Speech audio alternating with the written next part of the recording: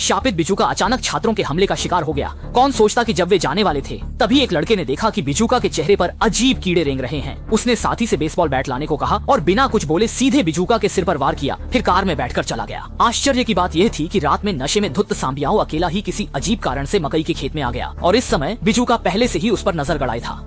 किसे पता था कि साहसी सांबियाओ मकई के खेत में जाकर अंडे चुरा लेगा और रास्ते में उसने पुआल के पुतले को लात मार दी। पुतला नाराज हो गया और सांबियाओ को नहीं पता था कि आगे क्या होगा। मकई के खेत में कुछ चक्कर लगाने के बाद उसने डर से देखा कि वह फिर से पुतले के सामने है।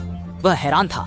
जब वह जाने की तैयारी कर रहा था उसने देखा कि पेड़ से बंधा पुतला गायब है और अचानक मकई के खेत में ठंडी हवा चलने लगी। इस समय उसका दिल गले में आ गया। मजबूर होकर उसे हिम्मत से आगे बढ़ना पड़ा और अगले पल ये देखकर सांबियू लगभग मर ही गया। इससे पहले कि वह कुछ कर पाता पुतला चमत्कारिक रूप से जीवित हो गया।